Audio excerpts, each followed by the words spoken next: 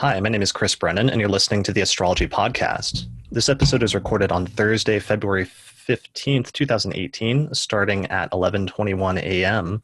and in Denver, Colorado, and this is the 143rd episode of the show.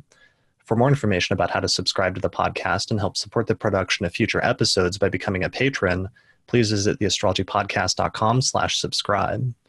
In this episode, I'm going to be talking with astrologer Kelly Surtees, and we're going to be taking some questions that were submitted by listeners of the podcast over the past few days. Hey, Kelly, how's it going? Hey, Chris. Good, thanks. How are you? Really good. I just did a lecture yesterday for Valentine's Day on zodiac releasing from the lot of Eros and timing peaks in your love life, and I'm excited to record this episode with you today because I'm a little bit behind this month, so this is actually the first episode of the month. Cool.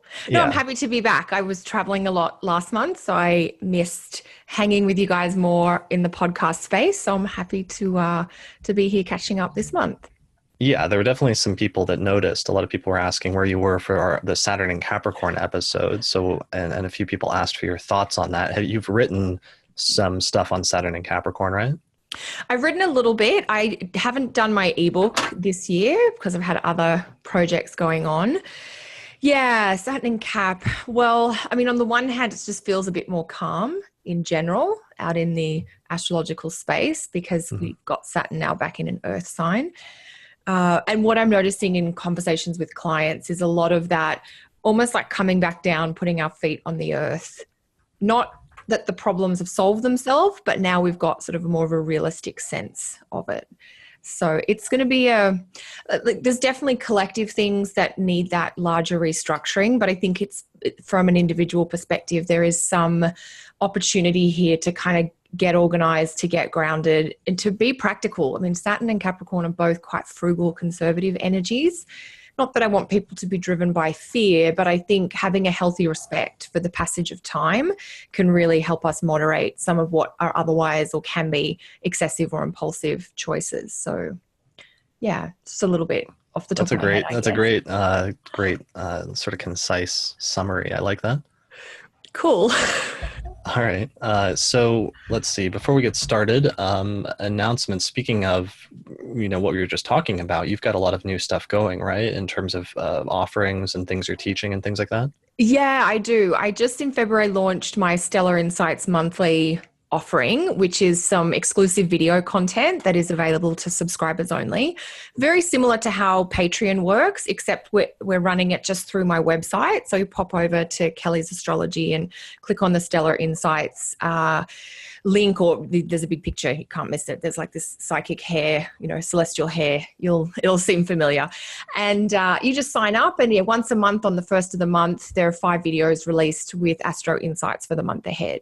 So that's really exciting, totally new for me, but I do enjoy the video delivery method. So we're just testing that out. So far, we've had a really good response. We've had people loving the content, the accessibility, and the tips on how to apply, what's happening that month to your own chart. So there's always a couple of DIY tips in there as well.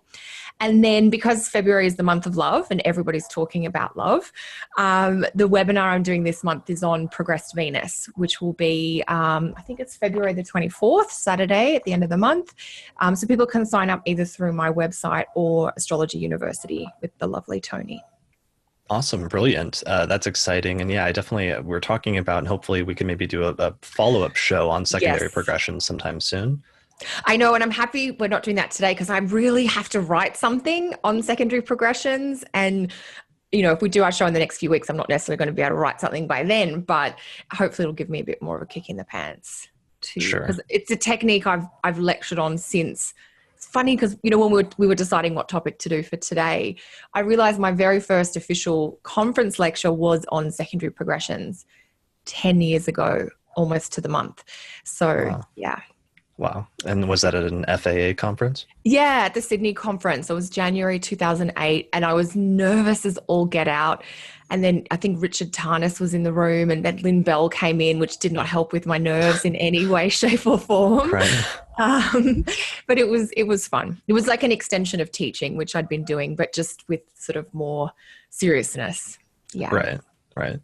Good times. Yeah. All right. And in terms of announcements before we get started, the only thing I have is, like I said yesterday, I recorded and presented a lecture on timing peak periods in your relationships and love life using zodiac releasing from the lot of Eros. I've been meaning to, that's a technique I've been researching since 2005, and I've done different incarnations of, but I haven't had a standard recording available on my website. So now I will, by the time this episode is up, I should have that recording available on my website for sale at chrisbrennanastrologer.com. So just go there and you should be able to find it in the audio recording section if you're interested in purchasing that lecture.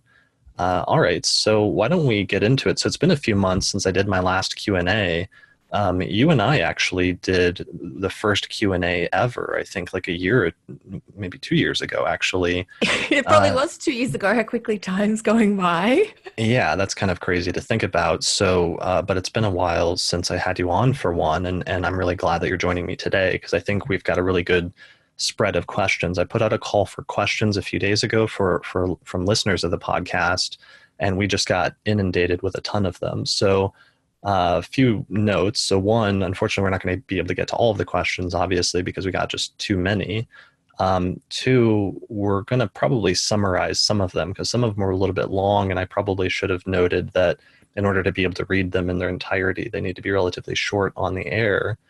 And we're going to save also, we got a bunch of questions on secondary progressions, but we're going to save those for a future episode on that topic rather than answering them here. So with that said, why don't we jump into it? Cool. All right. So do you want to start by reading our first question? Totally. This was actually one of my favorite questions of all the ones we got. Should I say the name of who it's from?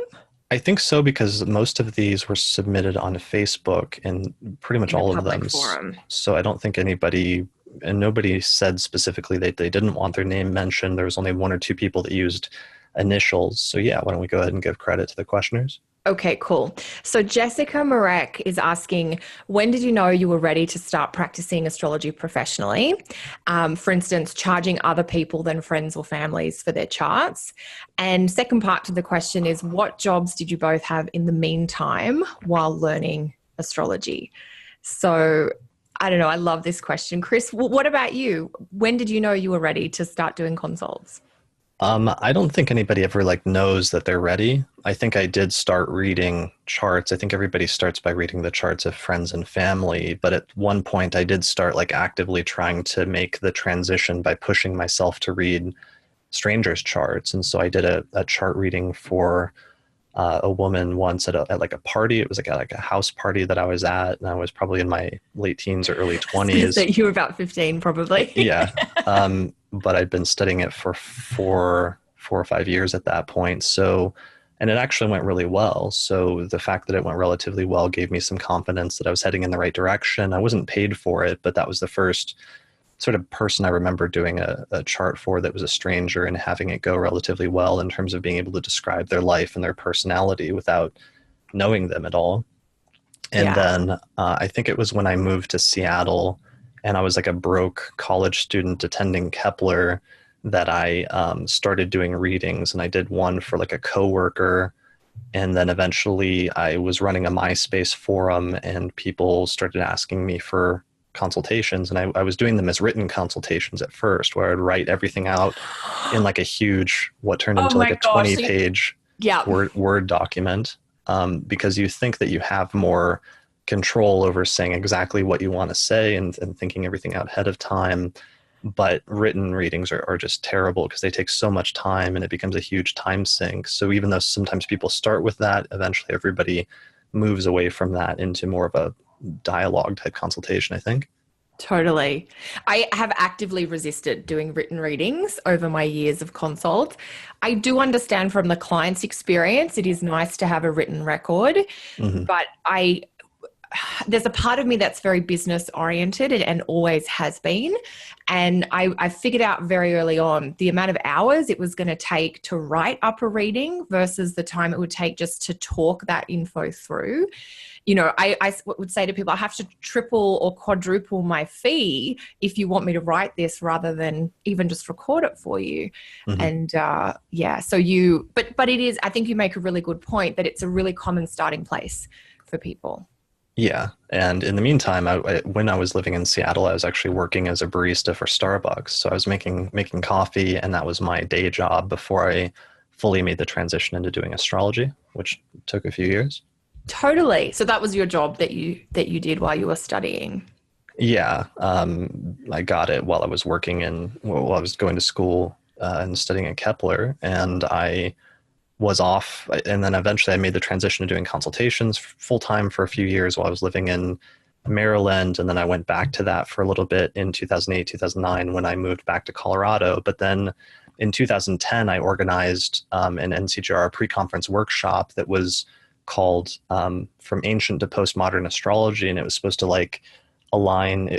I had speakers from all of the major astrological traditions to each give 30 or 40-minute talks about what the best pieces of their traditions were. And I had Rob Hand and Rick Tarnas and Demetra and, this amazing lineup. And it was a huge success in February of 2011 at a conference, I think in Baltimore or Cambridge. Yep. And I came back from that, and then I had to go back to my day job, making coffee. And I was so depressed that I just decided one day, I was like, that's it. I have to quit and either make it or break it as an astrologer right now. And I emailed Lisa and I said, I think I'm quitting my job today, or I think I'm quitting my job. And she said, when? And I think now I'm quitting right now. I'm doing it now. I'm just giving you a quick heads up. So, and that was in 2010. And then I just scraped by, and there was a couple really sparse years that were kind of tough, but eventually through just pushing and trying to keep developing my craft and also the business side of things, eventually I made it. That's fantastic. And you know what strikes me about your story, Chris, which is not that dissimilar to mine, is that our stories as beginner or startup astrologers are no different from the stories of startup therapists or counselors or psychologists or massage therapists or naturopaths, anyone, even lawyers, if they're going into private practice and they're looking to start up their own thing, their own gig. If you're in a service-based business, which is what we are as astrologers, the startup phase is lean. The first few years for me are I worked, I had a part-time admin job, answering phones. Okay. And it was so boring that I used to just sit there writing astrology shit while I was doing it. Right. Because I needed to pay my rent. And I just worked literally this 9 to 12 or 9 to 1 shift right in the heart of Sydney, in the Sydney CBD, which is the Australian version of a downtown, right near Wynyard Station. But then the money that I earned at that time from that Monday to Friday part-time, that paid my rent, which meant I had the afternoons and then the weekends to be trying to find clients essentially. And one thing that was a little different for me was that I was self-employed for two reasons in the beginning, because I also trained as a remedial or therapeutic massage therapist. Okay. So that was how I'd been studying astrology since I was probably 10 or 11 years old. But it was when I finished high school and went off to Nature Care College, which is this big natural therapies college in Sydney, used to be bigger than what it is now. And I was doing my massage therapy training. And when I was signing up for that, they had an elective course that you could take in astrology. And that was how I found my first astrology training program, and ended up studying with that teacher in Sydney for nearly 3 years. And then, it was the question was, when did you know you were ready to start practicing? And I laugh when I went to think about how I would answer that, because as soon as I could, I was so enthusiastic that as soon as I had enough maybe confidence or just okay, I know enough that I'm going to be able to help someone, I was out of the gate. So, okay. So you have no trepidation or anything? I don't think so. And I feel like that sounds really arrogant when I think back to my 22-year-old self now. Right. Because I left a very stable sort of corporate job to, I had done my massage training. I was just going to be self-employed, and I was going to get massage clients, and I was going to get astrology clients, and I was going to be my own boss and do work that I was really passionate about. Mm-hmm. And so when that enthusiasm to share overcame the fear of not knowing enough, that was kind of a sweet spot for me. But I do notice in the teaching that I do nowadays, a lot of people get stuck at that transition point. So I think that's where Jessica's question is coming from, is how do you know when you're ready? Right. I think you made a really good point, Chris, is that you never have this thing inside you that says, I know everything, I can do this. But it's more like, do you know enough to offer something that's helpful? Because there comes a point where you've learned all you can about astrology from a book or from a teacher, and you need to actually get out there and experience the nuances and the lived manifest expression of astrology, which is what happens in people's lives with your clients. So there's no magical place that you get to that you feel no nerves, essentially. I was nervous as shit when I did my first reading, and I wrote pages of notes, and I went into that consult with 20 reference books around me to make sure that I wouldn't miss something. And of course, what you realize is that you speak to about 1.5 of those 20 pages of notes, but the client loves that because that's what they were looking for. It's the particular bit of your prep that speaks to their questions on the day. And so, yeah, I think it's such an exciting thing to be on the other side of that anything we can do that will help people. It feels like you're taking a bit of a leap of faith, and your leap of faith is in your own ability to just be with your client and share what you can, and sort of trust that that's going to be appropriate for that point in time, I guess. Yeah, definitely. And I mean, the two issues are that, one, astrology is a lifelong study and nobody ever stops learning something. Nobody ever fully masters it, in the sense that there's nothing else that they have to learn. And if that's true, and once you realize that, that means you just honestly need to know more than your client does. And as long as you do, then you have something you can offer them in terms of your insight in looking at their chart, and hopefully being able to share something interesting with them about their life, or help them talk about their concerns. And that's the thing. I think anyone who's taken a 6-week or a 10-week beginner astrology class probably knows more than most people out there. And I'm not advocating that all you need to do is take a 10-week beginner class and then you're an astrologer. But you make the best point there, Chris, that you just have to know more than your clients, so that you're sharing with them what you've learned, and to be aware that you're still learning, and the people that are further down the path from you are going to keep sharing to you, and you just share it behind you. And then those people, it's like a bucket with, water in it, and you're just passing it along.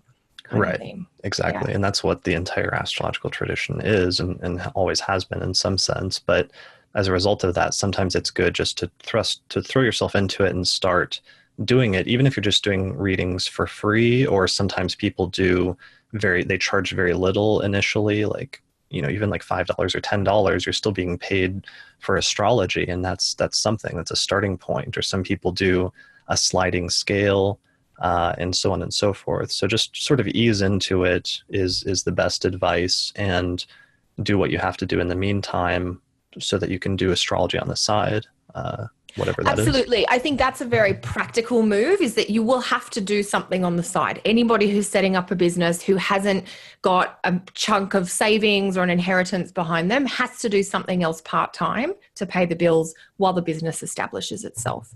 And there's something else you just said that I wanted to comment on, and I forgot. I mean, one thing is just getting experience, because one of the things is, like, one of the big secrets is that the astrologer is learning during the consultation. I don't want to say just as much, but they're also learning every consultation that they do. And that's one of the reasons why you have to throw yourself into it and start doing it, because you need to start getting that experience at some point. Even if you're just doing the consultations for free, there's something about that dynamic of what happens and the things you learn by experience in a consultation that's really crucial and important to your growth and development as an astrologer. Absolutely, because there are myriad nuances of the way some types of aspect patterns can manifest. And the only way that nobody can ever sit down and write a book about the 2000 nuances of a square aspect, for instance. Right. But if you are lucky enough to talk to 20 different clients that have major square aspects in their chart, you will learn something unique from each of those clients about the nuances. And actually, I remember the point that I forgot. It was the payment point. This was something else I've noticed when working with trainee astrologers and I don't think it's unique to astrology again, it's when you go into self-employment. It's very weird to say to someone, I'm going to do this thing for you, and then you're going to pay me for it. And getting comfortable with that process of asking for someone to give you money is a big part of the experience. If you think about it, if you have a job working at Starbucks or working in an office, you fill out some paperwork on your first day, and every 2 weeks or every month, money just appears in your bank account. You never actually talk to someone about the money again. And to go from that experience to then sitting down with someone and saying, yeah, actually, I'm going to need you to give me something for what I'm going to do with you, is all part of building that internal muscle around you really living the truth that your astrology has value. And so I do encourage students, even if you start with a trade, like I'm going to do the reading, but can you bake me a cake? Or obviously I have a sweet tooth. Or can you take me out to lunch? Or can you, even if it's $5 or $20, or in America you've got the single dollar bills, what you're looking to participate in is that exchange of I'm doing this and this is what's coming as a result.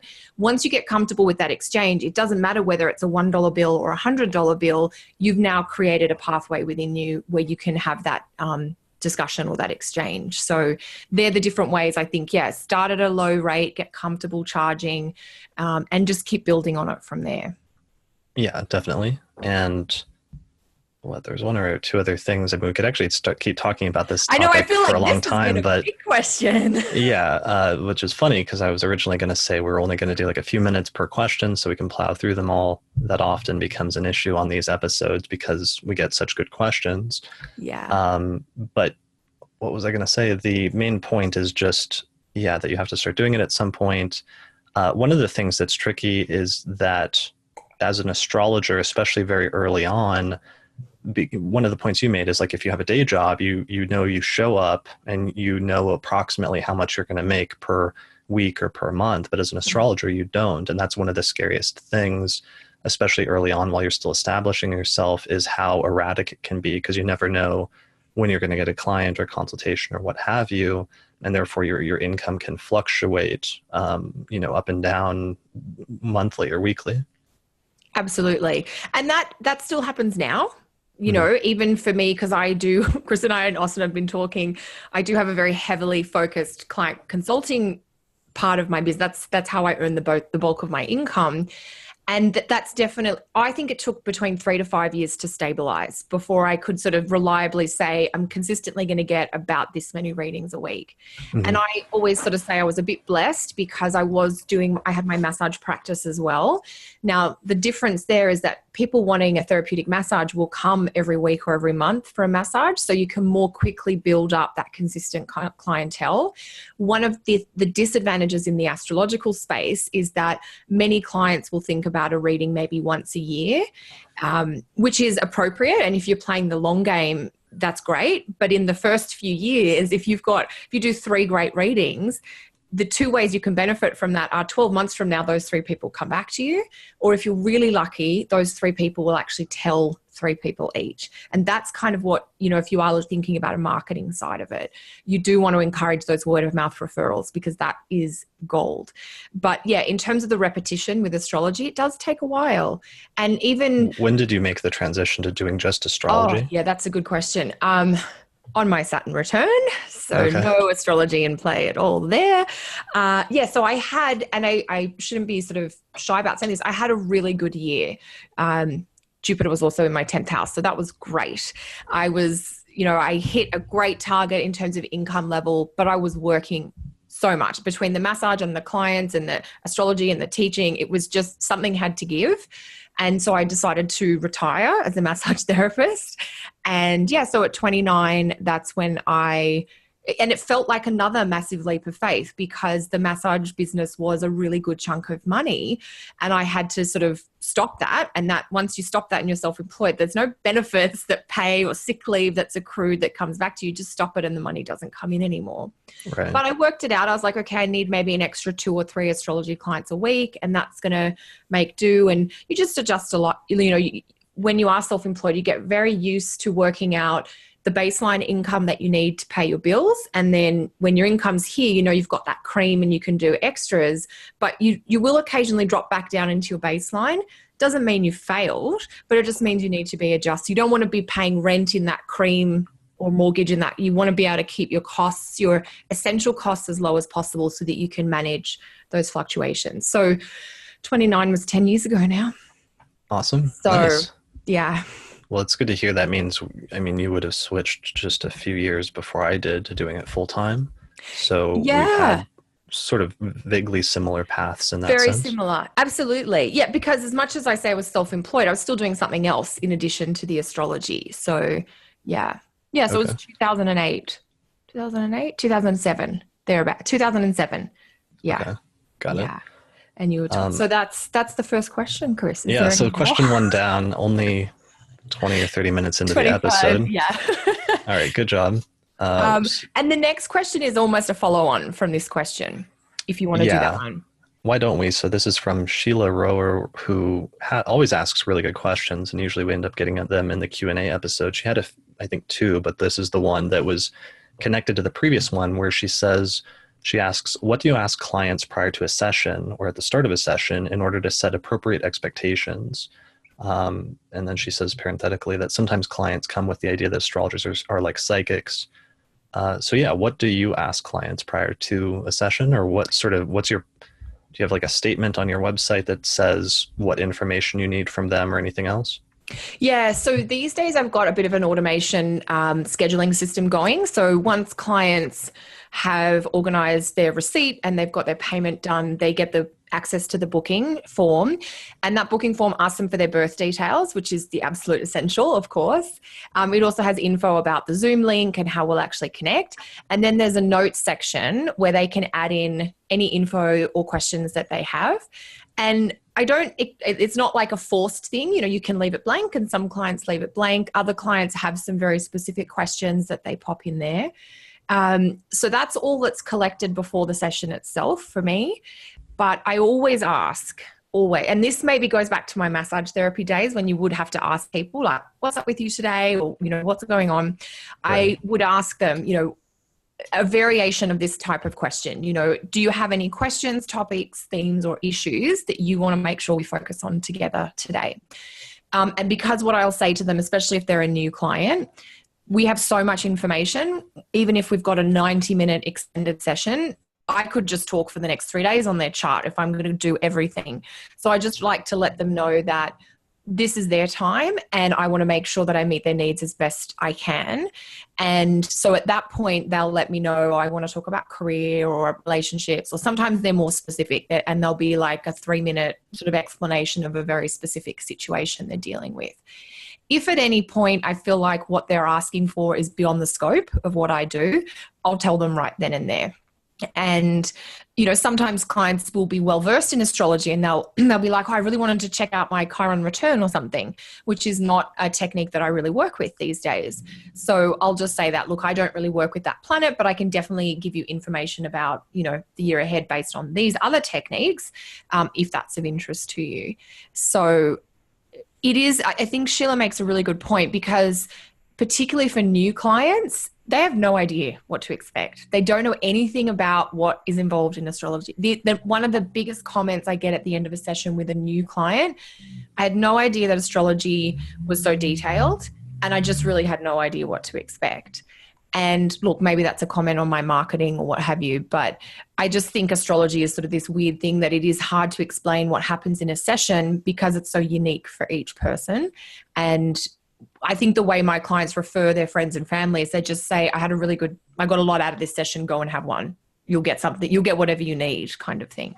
Mm-hmm. So I don't have a detailed form, but I always do. And even if the clients put a lot of detail in the booking form, when we get to the session, which might be a month or 2 months later, I will just say, this is what you put on your form. Any changes on that, anything you want to add to it? Because of course, when there's a bit of a time lag, things can shift. What about you? When you were doing your readings, did you ask for a lot of info beforehand? I would just ask in general if there's any topics or specific areas that they want to focus on, primarily just because I know, sometimes there's some people that they want to be impressed. Either they want to explicitly test the astrologer, or they want to be impressed by the astrologer's ability to figure out their life or personality or what's going on with them or what have you. And that's a sort of thing unto itself, but that makes things much more challenging. And one of the issues I try to explain to people is just there's different techniques that I would look at and prepare with before we talk prior to the consultation. And if I know ahead of time, even not the specifics, but just generally, like if you want to focus on career, or if you want to focus on relationships, or if you want to focus on something else, you have a health issue that's going on or something like that, then I would apply a specific technique in each of those instances. In my case, I would use Zodiac releasing from the lot of Spirit for career or releasing from Eros for relationships. And one of the issues that I had when doing consultations is I still had needed about an hour of prep time, because I would do the Zodiac releasing periods and put them in a Word document, and I would write notes next to all of the major ones for like the first 100 years of the native's life, so that it was clear that most of what I was going to say in the consultation was already sort of noted a little bit in the notes, so that even if I was asking them for a topic ahead of time, it's not like I'm cold reading them or something like that.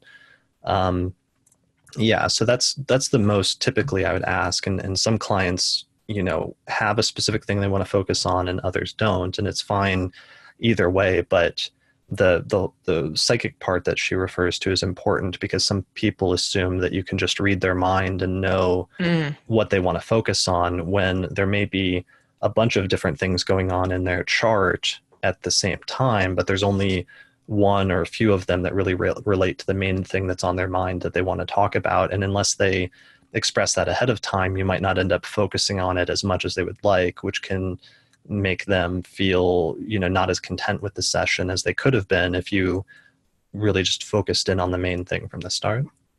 That's exactly it, Chris, because I think the key is that we are here to sort of serve and support our clients. And I agree with you. It's always interesting because there are some clients that like to do the test, or they'll come into the session and you'll say, is there anything you want to talk about? No, I'm just curious. They kind of give you the blank. And sometimes people genuinely are, and that's fine. And then I just dive in and off we go. But then there are those clients that 10 or 15 minutes in, when you've said a few things that are really key, they're like, okay, well, what I really wanted to talk about was blah, blah. And it's like, okay, well, obviously I passed the test and now we can actually get down to business, whatever their actual intention is. And that, like, being able to create this dialogue, it comes down to your comfort level and your sense of serving and supporting the client, but also collaborating with them, so that it's not up to, we shouldn't expect ourselves to be psychic. It's not really going to be, it's not on us necessarily to say, well, this is what I divined we should talk about today. In the same way that if you go to the doctor, they don't just go, okay, I think your heart's having a problem, or maybe you've come to me because you've got a pain in your shoulder. You actually tell the doctor this weird thing's going on here, and then the doctor will explore accordingly. And I think similarly, our clients, can almost help themselves have a really good experience, which is why I do think you should ask something. So whether you ask in the email beforehand, whether you ask at the top of the session, whether you do both, it's very fair and appropriate. And it doesn't mean you're a bad astrologer if you're asking for preference around topics from your clients.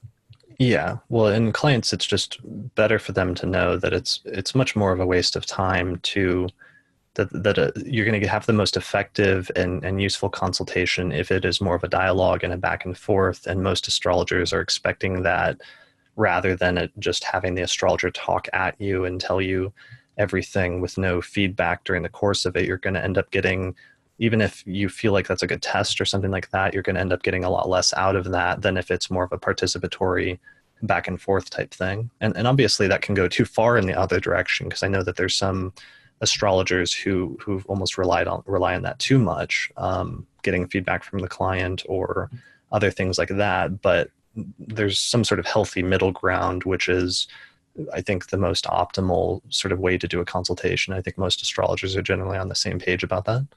Yeah, I agree.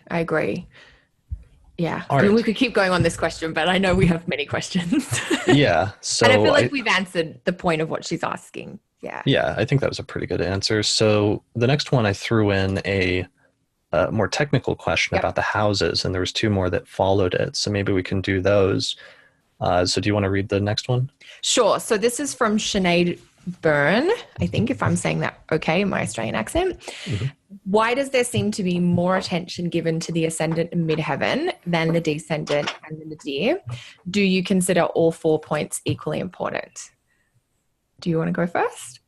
Sure. So I think traditionally, I don't consider all 4 to be equally important. And I think they've traditionally, the ranking is usually something like ascendant, midheaven, descendant, IC, in terms of the level of power and sort of notoriety associated with each in a chart. And part of the reason for that is that the ascendant and the midheaven are more sort of from an observational standpoint are just more notable when the sun especially is in that position. So the ascendant is when the sun rises over the eastern horizon at sunrise in the morning, which is, extremely notable and is at basically the start of daybreak.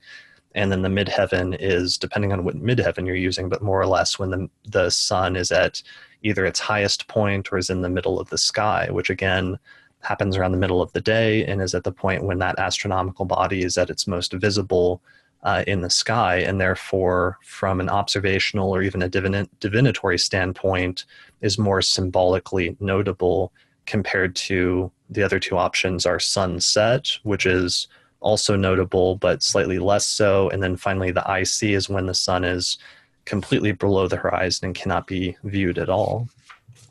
Yeah, totally. I mean, and I think it goes back to the ancient Egyptians who kind of conceptualized that journey of the sun as, the rebirth, death, rebirth kind of cycle, where the ascendant position, which is in all lists that I've come across, is considered to be the most powerful placement, is the rise or the birth of the sun. So it's that power from revelation and insight, the idea of warmth and light coming in.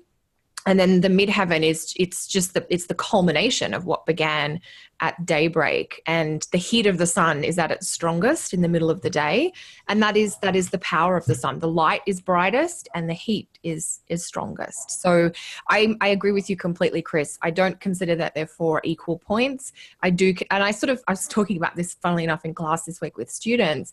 I sort of think about the ascendant and midheaven as the more yang expressive points. They're more dynamic. They're more about activity or action, whereas the descendant and the IC are more yin. And, the descendant, that Western setting sun, was associated with death to the ancient Egyptians, to the way they conceptualized that model. So that's why it's not a primary point. So, yeah. And then, of course, the midnight position, the IC, that the sun has no power at that time of day.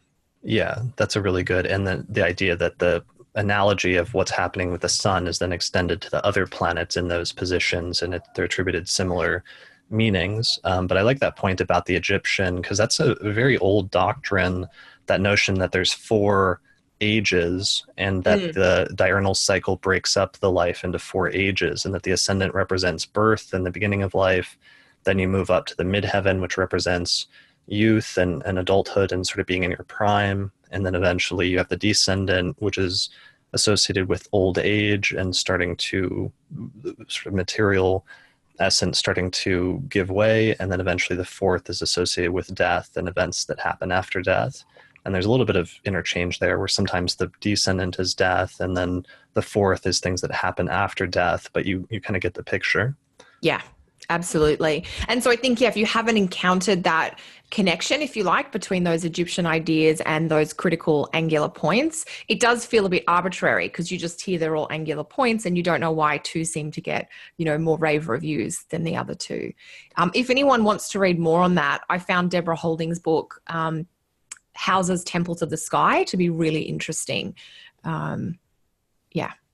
Sure. And what else? I mean, there's other things tied in with that, especially in a Hellenistic and a whole sign context, like the aspects, like the ascendant representing the native and the 10th house or 10th whole sign house being a superior square overcoming the first house. And therefore that part of the power of the midheaven and the 10th house coming from that, versus the 7th house being an opposition, or the 4th house being an inferior square to the ascendant.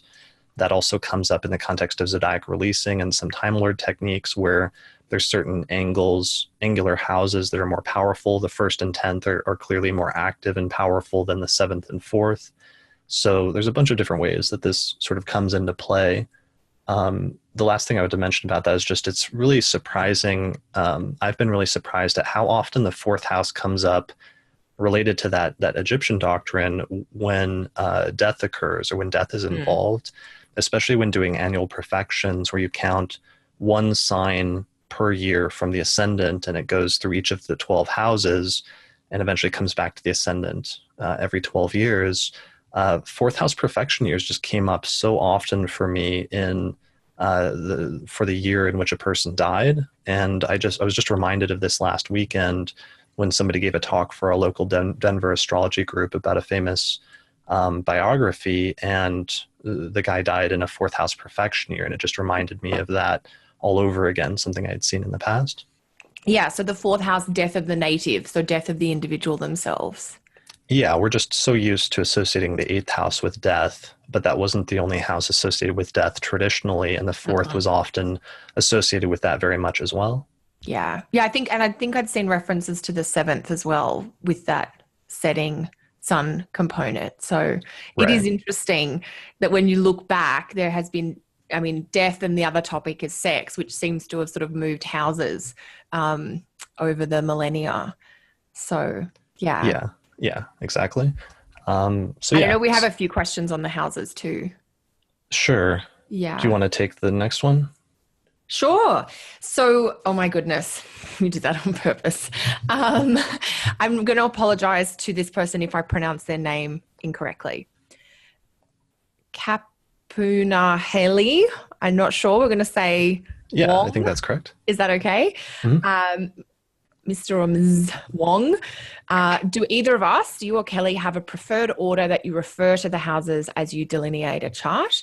For example, do you go sequentially, or do you prefer to go in order of related areas of life, such as second, sixth, 10th, and so on?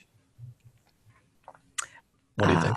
Okay, so I do have a particular routine, the Kelly version of this, which you do not have to do. You know, people can, I always say to students, you've got to find your own way. If you want to steal mine to get you started, go for it.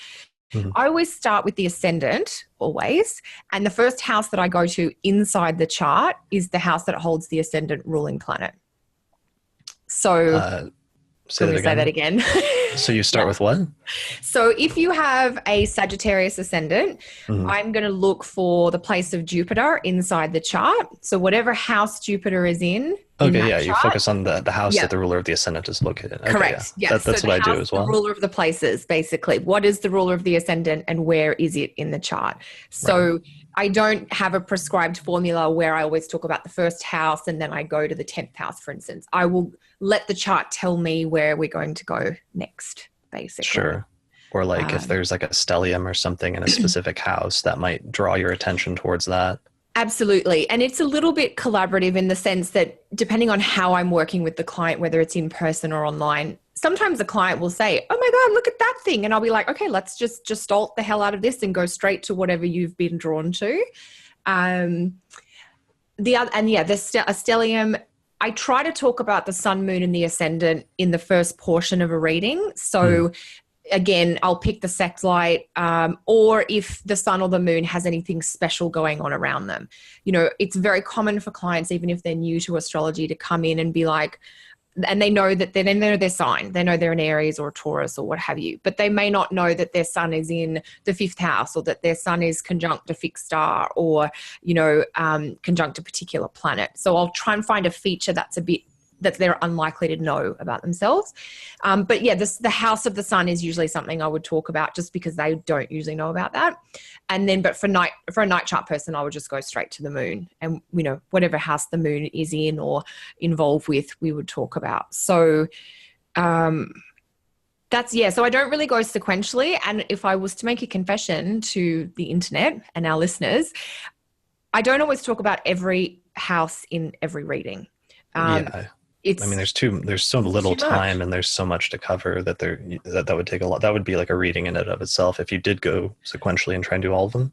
Yes, that's actually a really good point, Chris, because I think that is a reading unto itself. I'm like, if you want just to go around the houses, that will be an hour, maybe an hour and a half, and we can just delineate house by house. But if we're looking to do any predictive work, or if we're looking to get the highlights and do predictive work, we cannot do every house in one session.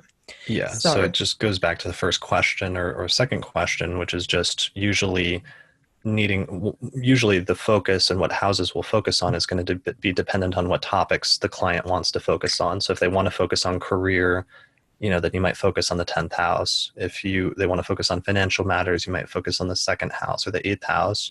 If they want to focus on, you know, their friends or children, then the 11th or the 5th house or what have you. So it's usually topic specific, I would say, most of the time. That's actually a really good point, because that is it, topic specific. So, and even if they say money, clarify with your client, because as you just mentioned, Chris, money could be second or eighth house. So when somebody says, I want to talk about money, I'm like, do you want to know about how to earn money or what to do with money from a budgeting perspective? Or are you trying to get a handle on your debt or figure out money with a partner, for instance? Because then I'm going to approach the second or the eighth, depending. Sometimes it's a bit of both, but I think that's a really good point, Chris. And to answer this person's question, it sounds like we go to the houses in the chart that are either relevant because of specific astrological configurations or are connected to the topics that the client is presenting with. Yeah, definitely. And I think that's a good answer. But I liked your first point because that's also something I do. And I think is pretty common amongst traditional astrologers, is to focus in on the house placement of the ruler of the ascendant from the start as indicating one of the most important areas of the native's life that's probably going to stand out. Like if they have the ruler of the ascendant in the 11th house, then friends and groups might be more important to them than it would be for somebody else. Or if they have the ruler of the ascendant in the ninth, then like travel or education or something might be more important to them than it is for other people in terms of dictating the course of their life. Absolutely. Yeah, 100%. And I think one of the great things we do when we do readings for people is we help clarify, or we sort of give an explanation for something that they've probably suspected about themselves, but maybe they've been judging or they've been grappling with. They don't know if they should be like that because other people aren't. And to be so clear, and that's where I think the ascendant ruling planet is critical, it will be something that's really important to that person that they kind of need to really flourish, for instance. So, right. Although it's funny because sometimes, on the one hand, this is a conundrum that I ran into sometimes with consultations, which is that sometimes, you're looking at the chart and you're just describing the person's life as it is. And sometimes it's just stuff they already know. And there's almost something, I can't think of the right word, but I know there's definitely situations where you're saying something where you shouldn't be able to know that about the person's life, and they're acknowledging that that's true, but it's almost like mundane or not impressive because you're just telling them things that they already know. yeah. And sometimes that's a thing. Other times the issue you run into is you can be telling a person things, and I've talked about this over and over again on the podcast, but sometimes you can tell a person things that are true but just haven't happened yet in their life. And I remember doing that for a reading I did for Lisa, where the ruler of the ninth was in the 11th. And I said, being involved in astrology groups looks like it's important for you. And she's like, no, that's not really the case. And it was funny because it was one of like almost like the worst readings I had, because she was just very adamant that she had no interest in being involved in groups, in group setting or organizations or anything like that, because the degree of her midheaven is also in the 11th whole sign house. So it was tying in ninth house matters with the 11th house and the 10th house. And I delineated it pretty straightforwardly. And, years later, she's been the president of like an astrology organization for a few years. Obviously a few years ago. Yeah. And she's been organizing. She's one of the 3 presidents that are helping to organize UAC over the past 4 years. So that was one of those ones that came true later on eventually, but for at least at the time, it was something that just could not have been more wrong in terms of what she thought her life at that time really was about. Yeah.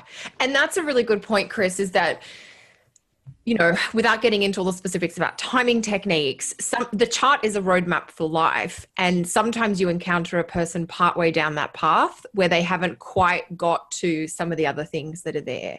And that makes you feel like you've sometimes done a bad job or you got it wrong, but they're just not there yet, I guess. Yeah, it's like a weird occupational hazard of the consulting astrologer, which is, did you say something that was actually not true, or is this something that hasn't happened yet? And there's not really any way to know in some instances, because sometimes it can turn out to later be true in some way. Or more frustratingly is another common astrologer experience, the thing where you make a statement towards the beginning of the consultation, they say, no, that's not true. And then later in the consultation, you find out that it was true, and they just didn't recognize it, or there was something about the way that if you had phrased it slightly differently, they would have acknowledged it because you used one word that was like slightly foreign, or that they didn't quite connect. They didn't recognize the truth of the statement, but then it turned out to be, accurate. There's little fun things like that. Oh my gosh, Chris, I could go on a Saturn in Virgo word choice tangent here. Okay. But I mean, I'll make it very brief. It is true. And I noticed this moving, being Australian and moving to Canada. And so I still work a lot with my Australian clientele, but my North American clientele grew. And there are different words that mean different things in different cultures. And there are different ways of describing different things. And it really showed me the power of the right word or the wrong word. That I've had that experience that you described, Chris, where with a client, you'll say something and you'll use a particular phrase or a particular word. And sometimes all they do is they reject the word. They're like, I don't know what that word is, or I know that word to be bad. So I'm not going to agree to anything that has anything to do with that word. And maybe later on you rephrase, or if you know, you can say, well, let me just say it a different way. And then sometimes they will actually say exactly what you were trying to say, but using different words. And you're like, that statement, that's the astrological thing right there. Right. And to go back to one of our earlier questions today, why you have to go and talk to clients about this stuff is that the textbooks only give you one or two descriptions for a certain placement. And each of your clients will give you a unique spin on that will help you better understand the layers to that. So yeah, and you'll see like the core truth oftentimes of the original delineation that you read, but it's just the specific manifestation.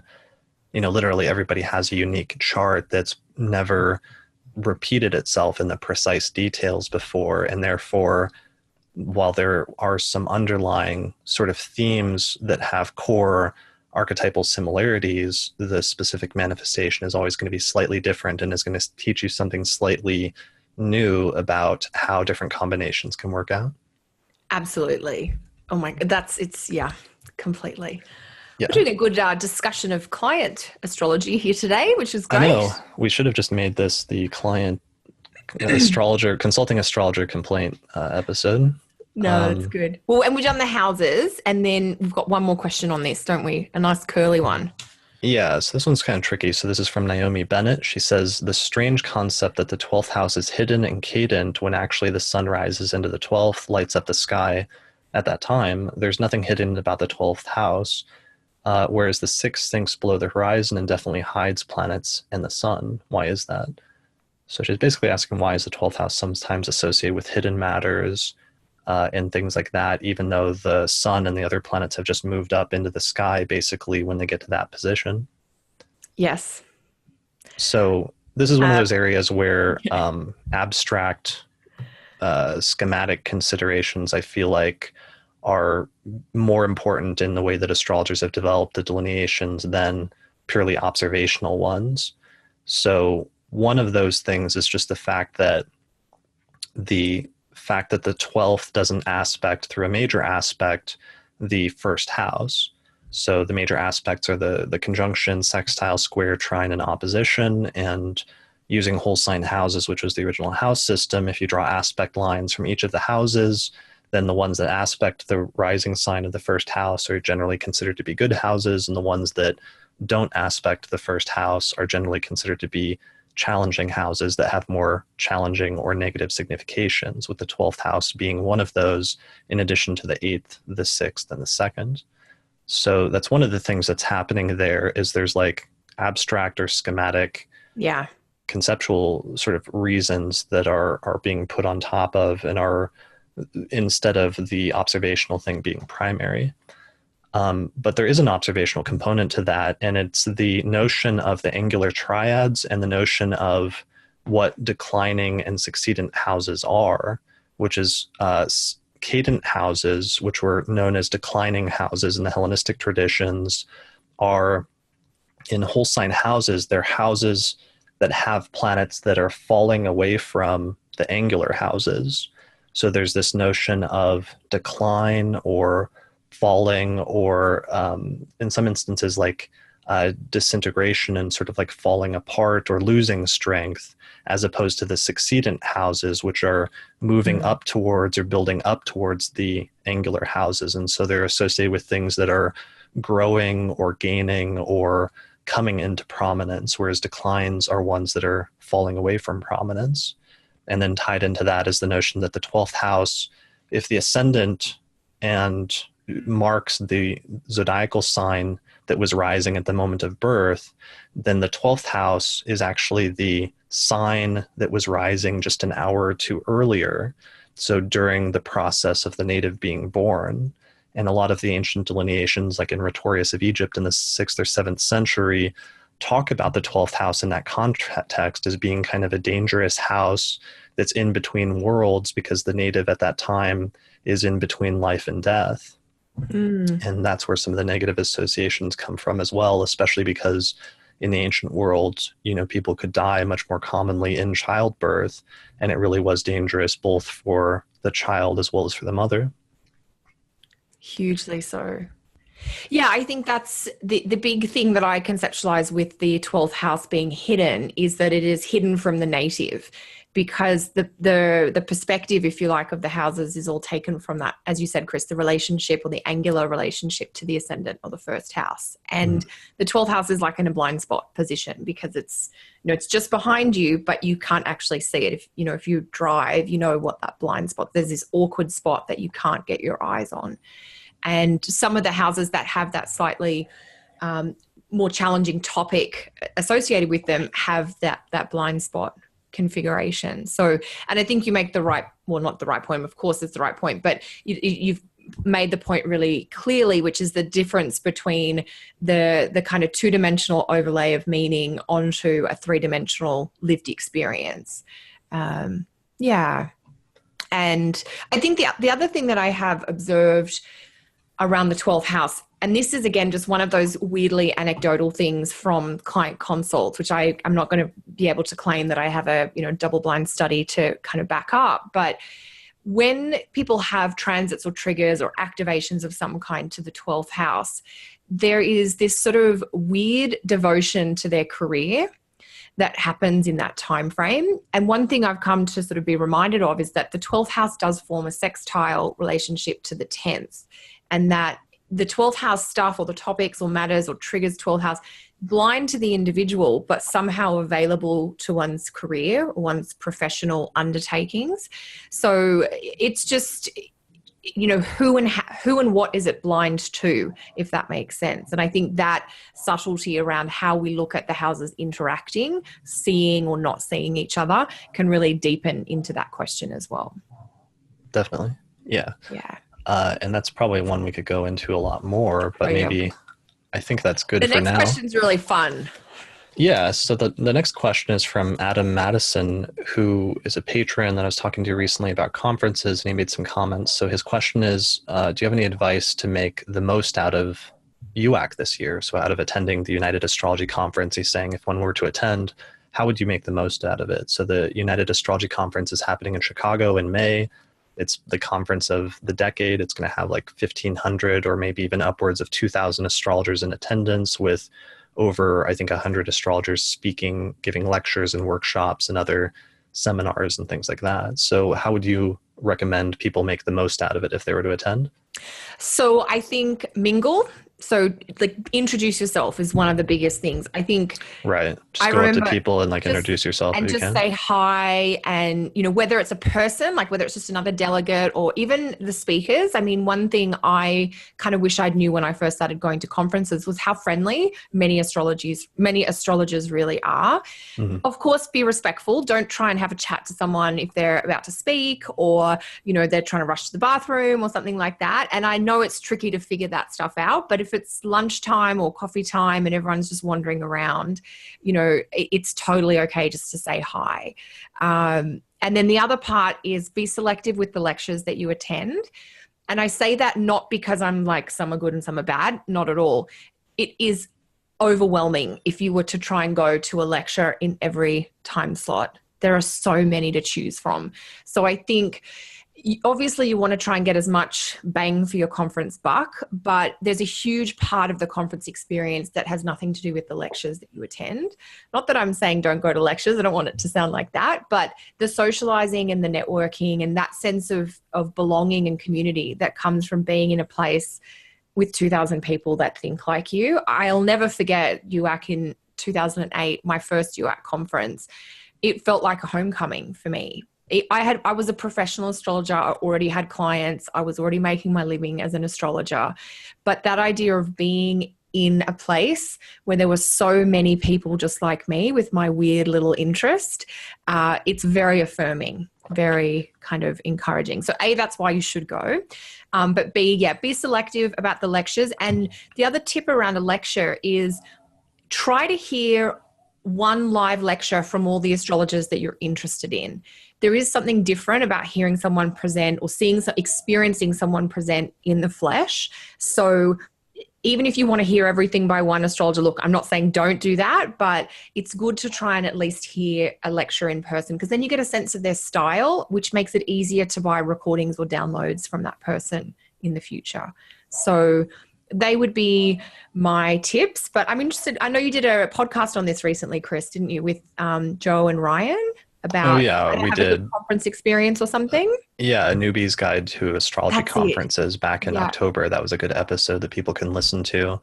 I would say what you said, but modify it and say it's okay if you want to skip a lecture slot. And if there's friends that are going out for lunch, or you've met a group and you're trying to decide between going to a lecture and going out with people, then it's okay to skip some lecture slots. But otherwise, it is good to attend lectures, and sometimes it can be useful to force yourself sometimes to attend a lecture that you might not otherwise if it's something that you don't know anything about, because it's one of those rare opportunities where you can be exposed to a bunch of different types of astrology that you may not have studied before, or a bunch of different professional astrologers, and to very quickly get a sense for what their approach is about and what they're like as a presenter, and whether that astrological tradition speaks to you in some ways. So definitely, trying to explore and try new things is a good part of the conference experience, especially at UAC, because UAC has a abnormally high number of quality lectures compared to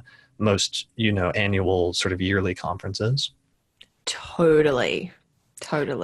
So there's that. I want to grab my conference guide from 2012 to maybe just show people how much choice there is. Sure. So just talk for us.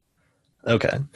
Other things. So push yourself. There's also pay attention to both the pre-conference and post-conference events, of which there's a bunch of workshops and other things. So there's both workshops by individual astrologers. So for example, I'm doing a post-conference workshop that's on the advanced form of annual perfections and how to time the activation of certain topics in a given year, so that you know how things are going to go in a given year for certain topics. So there's individual sort of technique-oriented workshops like that are given by specific astrologers, but also the organizations like the NCGR and ESAR and AFAN and the other sponsoring organizations are also doing pre- and post-conference workshops. So you should look at those and see if any of those would interest you, because you actually, if you want to attend a workshop that's before or after the main conference, then you need to actually come in earlier or stay later than you might otherwise. And it's good to know that ahead of time, since you don't want to have to already have your plane tickets booked and then find out that you're not going to be there in time to attend a workshop that you otherwise would have liked to attend it, or what have you. So that, and also pay attention to the schedule to see if there's any parties or after hours types events happening, because those can be really good to attend to meet other people. Like for example, the AFAN suite, AFAN, the organization, the Association for Astrological Networking, just about every night of the conference will have a big suite open for people to come and mingle and talk, and there's drinks and other stuff like that. So it's good to know about things like that and when they're occurring and where. Totally. I mean, that's the key. I think that's sort of, there's the public, I couldn't find my 2012 UAC program, but I found the ESAR 2016, which is a conference that is maybe a quarter of the size of UAC. So just to give people an idea, this was the conference guide. That's kind of how thick it is. And this is basically a description of all the lectures, the presenters, the pre and post conference workshop. It also has the social schedule that Chris is talking about, because in addition to the formal learning part, there are always drink events, like the hospitality suite, the AFAN one. It's free. You just find out where it is. You show up, you have a drink, you have snacks, you meet people. It's that simple. I mean, conferences, if you're more of an introvert person, then you've got to pace yourself about which of these events, the social events you can go with. But so the UAC conference guide will be about 4 times this size. There is anything like, I think at UAC there's 10 or 15 lectures going on at every one time. So you really want to take the time when you first check into the conference to read through the conference guide so that you can figure out what are the must-see lectures or events that you want to go to.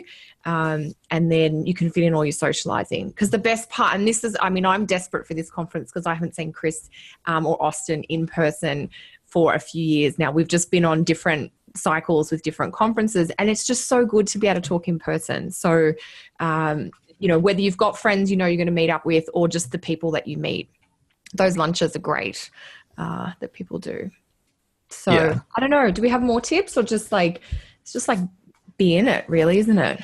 Yeah, I mean, honestly, there's probably a ton of stuff we could say about that, but a lot was probably covered in that episode from October. Podcast. Yeah. And it's probably something we could stick on for a while, but those are probably good for now. Yeah.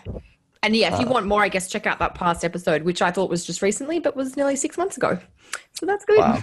Yeah. And if anybody has any other tips for that, just post them in the comments section on the astrologypodcast.com website. And then maybe you could share some additional tips or strategies for UAC.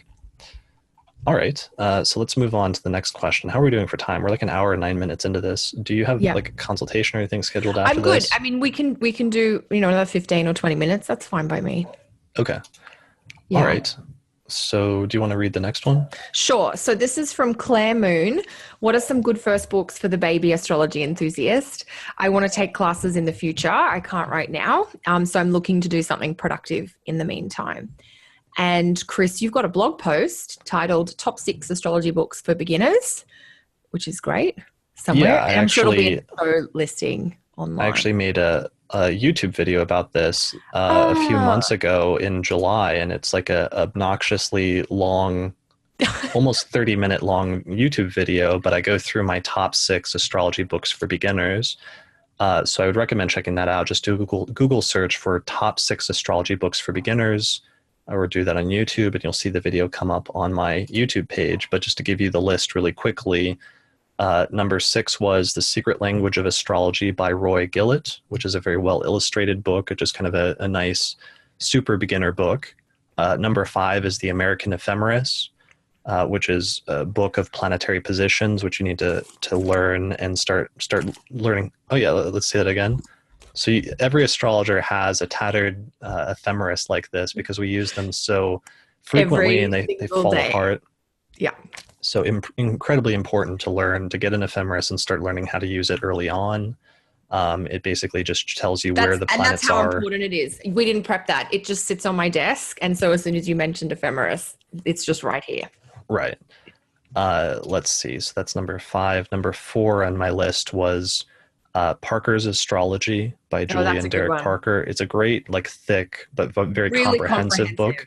Yeah. Yeah. So that's a good starter book. Number 3, I list a little bit controversial, is Cosmos and Psyche by Richard Tarnas, which I list because it's a good, like kind of advanced, but still he's basically making the case, this is what astrology is, and this is why you should pay attention to it, to intellectuals and to academics. So it's not necessarily great as a beginner astrology book. However, if you're more looking for some of the theoretical and philosophical and conceptual pitch of how can astrology possibly be valid in modern times, then that might be a good book to start with. It is very dense, but the section in there that Richard has on the planets, where he just describes each of the planets, is actually, I use it in teaching because it is a really great segment in that. So. Yeah, and we actually read his delineation, his significations of Saturn at the beginning of the Saturn and Capricorn episode last month. Oh, perfect. Yeah. Book number 2. I didn't check this list out before, so I'm excited. So number 2 is On the Heavenly Spheres by Helena Avalar and Luis Ribeiro, which is published by the AFA, and that's a couple of astrologers from Portugal that do traditional, medieval, and especially Renaissance astrology. And so this is more of an introduction to everything you've ever wanted to know about the more traditional forms of especially medieval and Renaissance astrology. But Luis does graphic illustrations, and it has just amazing diagrams illustrating almost every possible concept. And it is also a very comprehensive introduction to it's so the more good. Yeah, it's I really think good for. it could take you from beginner right through. Like it does get into some fairly high level or more comprehensive concepts, in addition to starting with this is what this planet means kind of thing. Right. And because it's more traditional, it's geared towards natal, but it also sets you up well if you wanted to do electional and horary, even though it doesn't necessarily teach those in that books, it teaches some of the basic concepts that would later be useful in that. Yeah, highly recommend. And then finally, my number one recommendation actually for beginner astrology books was a book called The Essential Guide to Practical Astrology by April Elliott Kent. Oh. So I actually really liked her book. It came out several years ago, and I think it's in, that's the latest print, edition. It did go out of print and she's got the rights back now, I think. Yeah, I was really excited to see that she put it back in print because it was a great beginner intro to modern astrology book that I was recommending for several years. It was published by like Penguin or something like that. And then it went out of print and now it's back. So that's my number one recommendation. And then finally, of course, I have a bonus recommendation, which is my book published a year ago. I didn't hear about the best book yet, Chris.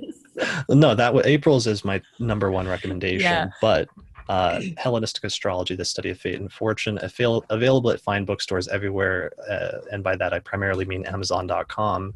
There it is. And Kelly's got, oh my God, what have you done to it? You got some notes. This is how you know I love a book. This is when you first met me and I was carrying around my tattered Maternus. This is what it looked like. Okay. So anyways, it's a comprehensive treatment of the original tradition of Western astrology that covers the history of where astrology came from, how it developed, the philosophy, and also basic, intermediate, and advanced techniques. So it really covers just about everything you need to know about natal astrology in the original approach to it. So I would recommend checking that out as well as a sort of bonus. Yes. And to Claire's point, I mean, there are a lot of times where you're not in a position to be able to study astrology. It takes a big time commitment, so you've got to have emotional space for it. It also costs money. If you're going to have some classes with some good teachers, you're going to pay for them. But you can always be reading. And God, I think it would take someone quite some time to go through all the books on that list. So that would be a really good grounding. If where you're at is all you can do is read some books right now, that sounds fantastic. Yeah. And I mean, all astrologer, like reading has always been one of the primary transmission methods of astrological techniques for 2,000 or 3,000 years now. And all astrologers eventually end up building a small library of astrology books. So one of the things, come on, really, the library's small. a large cache of astrology texts, because there's never going to be just like that one book that you get that's going to teach you everything about astrology, but instead you're going to end up getting several or a bunch of different books on different approaches or different topics in different areas that are going to teach you different facets of the subject. And so the sooner you start building up your astrological library and reading through different sort of astrological literature, the better off you're going to be in the long run. Totally.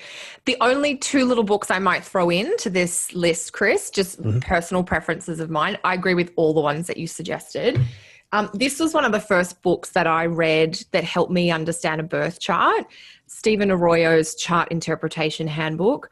Okay. I actually think the PDF of this book is available free online because it was published in the 80s. It's got some really good points. And if you're learning astrology, there is a cookbook section, but it's a helpful cookbook section that gets you started. So there's some really good reading in here that I always encourage for newer students to check out. So that it's a smaller read, but it's juicy. And then the one other book that I wish was around when I was starting, and certainly when I was getting into traditional astrology, was Ben Dykes' Traditional Astrology for Today. That little brown, slender one. Yeah, that's a good intro to traditional astrology book. Yes, exactly. Because Stephen Arroyo and April Elliott Kent's books, they would be more kind of modern psychological. But she is just so funny to read. Like, she's so engaging that you'll learn so much from her. But then, if you need an intro to some of the traditional ideas and concepts, this little book by Ben is fantastic. So I recommend that to students all the time, especially my poor students and clients who've been with me my entire career and had to kind of come with me on the switch, from more modern psychological to traditional and then even into whole signs. So this is the book that's helped my students keep up with that, which is great. Yeah, he called that when he was writing it his invitation book because he wanted to write like an invitation to this is what traditional astrology is about and this is why you might want to look into it. That's beautiful. And that's exactly what it feels like. It feels like there's a different way. And if you want to check it out, just try this. And it's really clear and really simple. Yeah. So yeah, it's also a cheap book because it's kind of short. Yeah, totally. It's like $10 or $12 or something. Yeah, I think it was not because I got it when I was in Australia, so it must have been cheap to ship as well. Okay. Shipping is really expensive to Australia. Right. Yeah, I have learned that discovered. recently with my poster fiasco. Yeah. All right. So shall we jump into some other? We're doing good. I think we could plow through like a few more if you feel like it. Sure. Yeah. Do you want to go to Julie's question next or? Yeah, because I just had it's kind of a complicated question. Yeah. What do you think? I'm just trying to figure out exactly the question in there. I mean, she's asking, so we'll just read it really quick. Yeah, so it says Julie Evans, and it says, it seems to me that after one learns their astrology lessons, what separates a great, she says astrologist, I'd say astrologer from one who is only technically. This is a good question, actually, Julie's question. From one who is only what separates a great astrologer from one who is only technically correct is the ability to intuitively incorporate all of the elements of a chart, making it another entity entirely that is then conveyed to the client, a combination of synergy and synchronicity in action. In your experience, is this a natural gift or can it be learned? So I can just dive right in here if that's not rude. Yeah. Okay. In my experience, it can be learned. What she's talking about is that magical space wherein the separate pieces of a chart are kind of pulled together in a cohesive whole. And you are right, Julie, spot on. That is what separates someone who is a good practitioner astrologer. So someone who can maybe teach or consult is someone who can pull the pieces together. When you learn by pulling the pieces apart, and then the hard part is how to put it all back together, like an origami thing at the end. I actually think, because Julie mentions one of the words I love to talk about, which is the idea of the ability to intuitively incorporate everything. So yes, that ability to incorporate things, which seems like intuition, is where we're into like a competency space, which comes through practice. So I do believe that you can learn it, and the way you learn it is by doing. You don't learn it by reading books or taking more tests. Not that either of those things are bad, but you learn it by talking to people about charts. Because what you're learning is the way the different pieces interact, the way this bit over here changes the interpretation of this bit over here so that we get a unique thread for this particular person. And this makes me think of Malcolm Gladwell's idea about mastery, where he talks about the 10,000 hours, that if you can spend 10,000 hours doing anything, you will become, he calls it mastery. We might call it competency. And people like you, Chris, and like myself, who have been working with astrology for a long, long time. And because we started quite young, we hit our 10,000 hours maybe a little on the early side. And so for people coming in, and you've got a couple of hours a week around work and family, you just got to be patient and stick with it. But I do think that any skill that you repeat enough times becomes intuitive, because the more you do it, the more you learn about the deeper layers and those undercurrents and threads of what you do. In the same way that a mechanic or a heart surgeon, over time, a starting mechanic is going to have to dig in the car for, an hour to figure out what's wrong. And a mechanic who's been a mechanic for 50 years, they hear your car pull into the driveway and they know exactly what's wrong, because they know the subtleties about the different problems and the way they sound. So that's my very passionate response to Julie's question. Yeah, definitely. And one of the points that you made, one of the keywords that you used there that's important probably to clarify is the word intuition, because I feel like oftentimes when the word intuition is used, yes, it's almost used in place of astrological understanding, or as this other element that is outside of, or is something different from actually having skilled astrological interpretation or the ability to interpret. And like when people say that they're like an intuitive astrologer, while occasionally there's people that are okay astrologers that say that. Typically, I feel like a person that says that they're an intuitive astrologer, they're doing intuitive astrology, is typically a keyword that means they're primarily doing something else or acting as a psychic rather than being really skilled or really competent as a practicing astrologer with just that tool set. Or there's something where they're using the astrological chart as a jumping off point for, their psychic or whatever intuitive abilities they may or may not have. But intuitive in the sense that you were using it, like with the mechanic, I really liked that analogy because it's something that just comes, the ability to synthesize chart placements is something that can only come from experience. And that's one of the biggest challenges that beginner and intermediate students have, is how do you get to the point of synthesis? And it's really just something that comes through repetition and from doing it over and over again, and eventually getting a sense for, when a chart comes to you, starting to put it together and see the pattern and see how everything works together in a way that's, I'm trying to think of a better word than intuitive because of the baggage that term has, but I'm having trouble coming up with one right now. But it's like a felt sense, because I agree with you. I think the intuition is often incorrectly used. And yeah, that's where I was going with the mechanic or even the heart surgeon, what have you. When you do something enough, so when you're taking action about this, you feel your way in through it. And it feels like intuition, but it's your instinct or your experience starting to show through. Right. That's built up and sort of accumulated as a result of experience and as a result of sometimes failure or challenge or instances where something didn't go right and you learned something from that and then improved over time. One thing that I wanted to say, because I made this point recently on Twitter, was just that there's one thing that's really useful that astrologers have, which is a really heightened sense of pattern recognition. Oh, yes. Or it's like a really good skill to have, both in order to correctly identify like when there's a genuine astrological correlation and seeing what the astrological placement was and what that's correlating with, and knowing why it's correlating with that thing, or being able to see a connection between two things that somebody else might miss that's actually genuinely there. But also having a developed sense of that in order to be able to discern things that are not genuine correlations, or really are random or not connected in a significant way astrologically, because that's, sometimes the downside is there's certain times where you'll run into this in the astrological community where people's like pattern recognition just goes on the fritz and they start seeing correlations in everything, or don't have a very refined sense of that. And that can be the downside of it. So, but that's a very important skill to learn for both of those reasons, both to identify as well as to, identify things that are not genuine correlations. Absolutely. And I think I love that pattern recognition, because and I think Austin, we've talked about that with him as well, that to be able to recognize the patterns, but also to recognize what's not a pattern, where the anomalies might lie.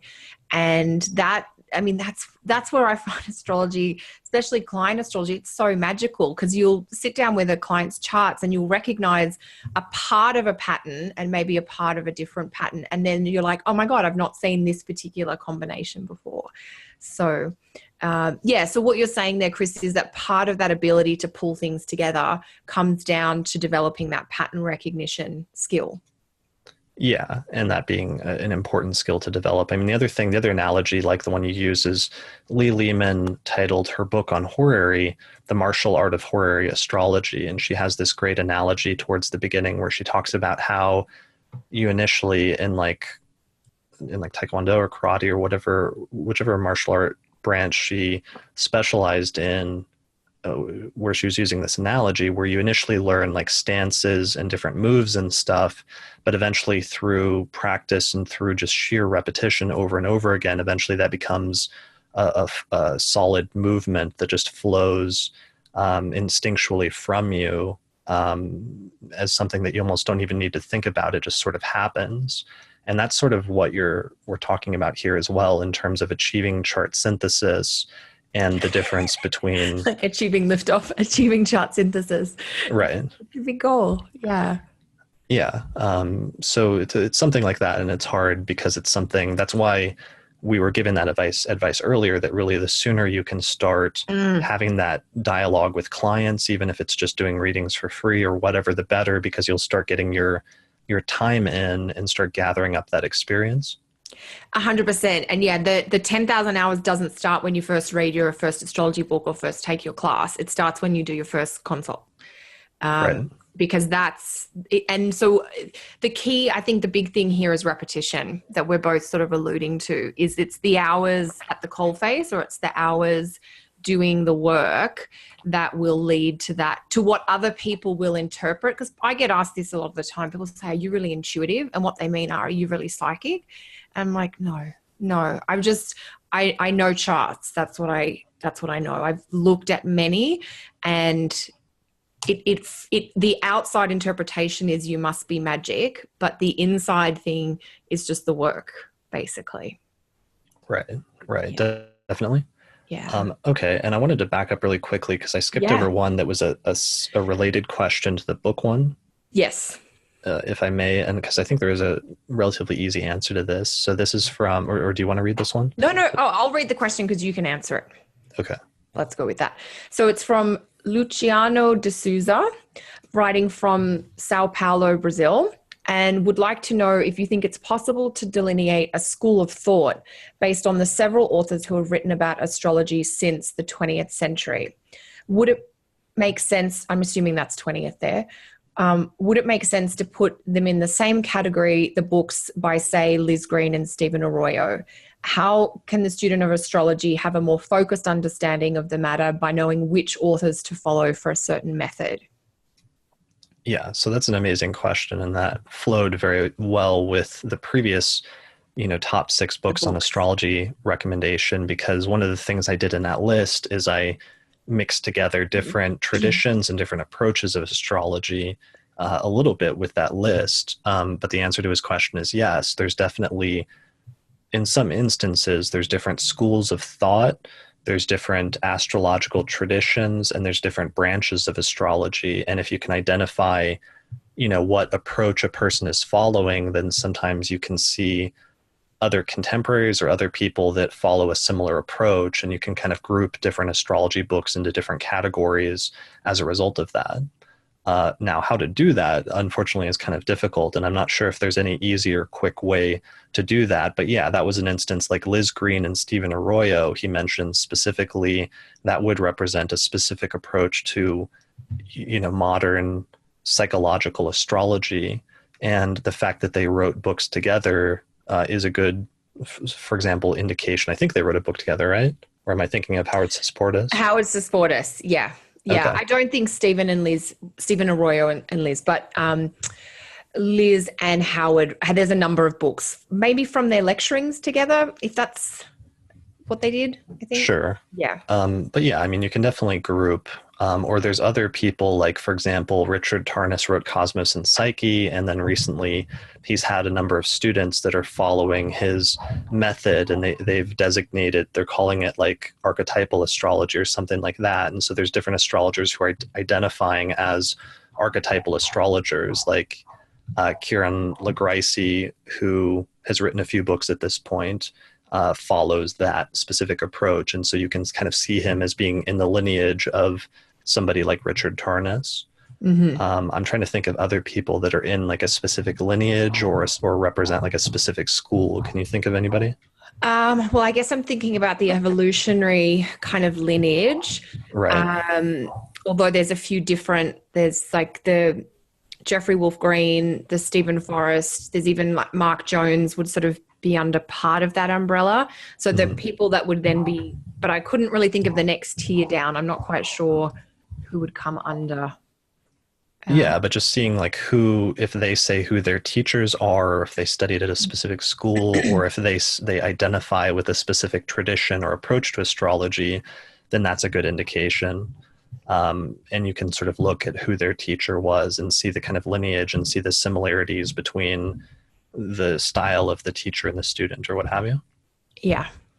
But delineating and giving a full outline of all the different schools and things, I think, is a little bit beyond the scope of anything we could do here, but that's probably the best thing you can do in terms of that. Yes. Yeah. How would a student of astrology have a more focused understanding of which authors to follow? Yeah, it is tricky, but I think if you are looking to follow a particular method, whether it's evolutionary or transpersonal or archetypal or traditional, it's almost just a matter of figuring out who are the big authors in that space. And you could probably do that online, I would think, these days. Yeah, another thing you can do is do a search for branches of astrology and do a search for traditions of astrology, because that'll give you an overview. I think you and I, Kelly, may have done like an episode on that at one point in the past. And I know I've done a couple of YouTube videos on it, because that in and of itself will give you the broad outlines of, these are the 4 main branches or applications of astrology, which are, mundane, natal, electional, and horary. So knowing that is one thing right on its own. And then major traditions of astrology tells you what the major traditions are historically in terms of, Hellenistic, Indian, medieval, Renaissance, and modern, and then whatever the subsets are from there. Totally. Yeah. All right. I think that's it. So there are obviously a number of other questions, but I know we're sort of up for time at this point, right? Yeah, and I'm just not sure if there are any quick questions on. I mean, the Mac question is kind of quick. That's the one I'm like, I want to answer Marin about Marin Altman.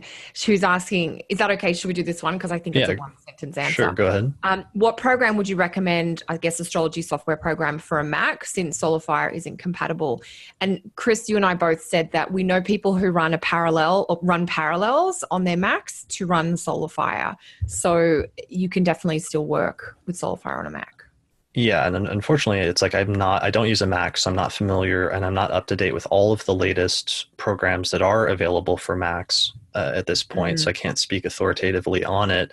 But I know, over the past decade that SolarFire is still used so widely, and it's still the main program that most of the people I use, to the extent that the friends that I do know that use Macs tend to run Parallels or some similar program that allows them to run Windows programs just so that they can run SolarFire. Yeah. So, Nick Diggin-Best, our friend Nick Diggin-Best, is the primary or one of the main examples that comes to mind right away, because I know that that's always, on the one hand, he's a hardline Mac guy, and he always gets a new Mac every few years, but he always makes sure that he can install SolarFire on it. Yeah. And look, if it works for the human ephemeris, it's going to work for everyone. Yeah. And I think they're working on a cross-compatible version. So hopefully that'll be out before too long. And in the meantime, if anybody, I always forget to mention on the forecast episodes, the promo code, but you can actually get like a 15% discount, I think, or 10% discount on SolarFire if you use the promo code they gave us, which is AP15 during checkout when you're purchasing SolarFire. So if you get SolarFire, use the discount code and you'll get some money off. Yeah, for sure. So yeah, run Parallels. And the other thing, if you are a very dedicated Mac user and maybe you aren't into running the Parallels, there is an app for SolarFire called Astro Gold. It doesn't have as much as the SolarFire software, but it will still do a fair amount, especially if you're sort of more in that student space. I think you could probably get a lot of what you need from the SolarFire Astro Gold app. Now, that is not a $5 app. From what I understand, it's like a $50 or a $60 app. But it's certainly going to be cheaper than buying the entire software if price is also a factor for you. And Chris, I'm like you, I'm a dedicated PC gal. So yeah, Kenneth Miller is someone I know who uses he actually showed me when I was out visiting him last year when I was in San Diego. He's like, yeah, you can totally do SolarFire on a Mac. This is how. And he's like, you create this alternate universe. So yeah, it's doable. And, and I guess what we're saying, Chris, is the SolarFire software is so good that it's worth going that extra step to use it, regardless of whether you're on a Mac or a PC.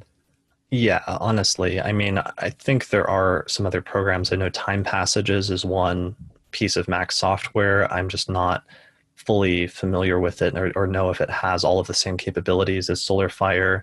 And I don't know as many people that use that compared to SolarFire, even the ones that have Macs. So you can look into it and do some research, and I know all of them are moving towards cross-compatibility at this point, but as far as I know, that's what in terms of our friends, that's what I know that they do. Yeah. Yeah. All right. Awesome. We did it. Well, that is the Q&A episode. Thank you, everybody, for submitting questions. We got through about I mean, we got through about half of the ones that we had planned to answer, Yeah. maybe a little bit more, and we got through a very relatively small percentage of all of the ones that we received. But nonetheless, thank you everyone for sending them in. We really appreciate it, and I may schedule a follow-up Q&A episode at some point in order to get to the rest, maybe next month or the month after, but we'll see what happens. If you guys enjoy these Q&A episodes, then definitely let me know. That way I know that I should keep doing them. I'm never quite sure if I should, go crazy doing the Q&A episodes or if I should hold off from time to time. So feedback is always appreciated. Thank you, Kelly, so much for joining me today. I really appreciate it. Oh, my pleasure, Chris. Thanks for having me. I'm just glad to be available. So it was good. Yeah, definitely. I was definitely wanting to and needing to do an episode, and so I really appreciate you making yourself available for this. And it's always good to talk to you, especially since I missed you last month for some of those bonus episodes. Yeah, it's good. Yeah. Thank you. And people should check out your website for more information, which is kellysastrology.com, right? Yes. Thank you. All right. Brilliant. All right. Well, that's it for this episode. So thanks everyone for listening, and we'll see you next time.